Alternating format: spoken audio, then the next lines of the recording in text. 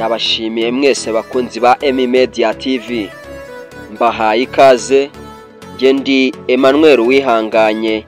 Nkuko bisanzwe iyi ni Emi Media TV. Ikaze. Umunsi twabateguriye rero ibyiza byo kurya karoti. Right? Ikaze.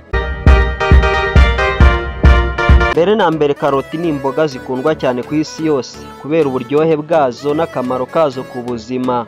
Zihishemo intungamubiri nyinshi cyane cyane beta carotene ihinduka vitamini A, igafasha cyane amaso, uruhu ndetse n'umubiri wose muri rusange.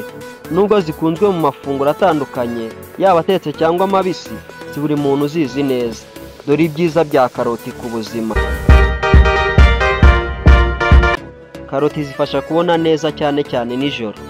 Zirinda kanseri n'indwara z'umutima. Zisukura amaraso n'umwijima. Zikomeza uruhu. Zigakuraho ibishishi ku ruhu. Ikindi zifasha mu igogora no kurwanya imatwe cyangwa se fibre. Zifasha kugabanya ibinure no kubungabunga ibiro. Zongera ubwonko imbaraga n'imikorere myiza. Ariko se waba uzi ko hari abantu badakwiye kuzirya kenshi? Abantu badakwiye kuzirya kenshi ni aba bakurikira. Number 1, abafite diabete. Karoti zitogosheje cyangwa zitetse zishobora gutera isukari mu maraso kwiyongera vuba kuko ziba zifite glycemic index iri hejuru. Ni byiza kuzirya ari mbisi kiriwe cyangwa kuzigabanya. Number 2, abantu bafite allergy. Hari abantu bagira allergy ku kirungo kiri muri karoti cyitwa proferine. Ibi bishobora gutera kwishimagura, kubabara mu muhogo cyangwa mu kanwa. Number 3, abafite indwara z'umwijima.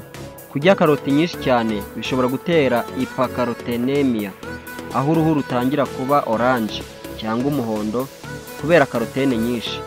Nubwo atari indwara ikomeye, ni ikimenyetso cy'uko umubiri udafite ubushobozi bwo kwitunganya neza.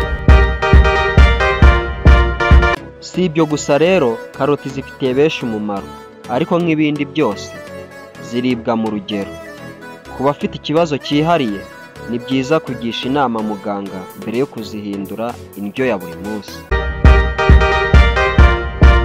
Yes.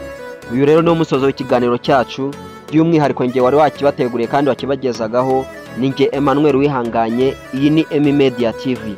Yambashishikariza gukanda subscribe, kanda like, sharing ku nshuti zawe ndetse uduhe na comment. Ciao.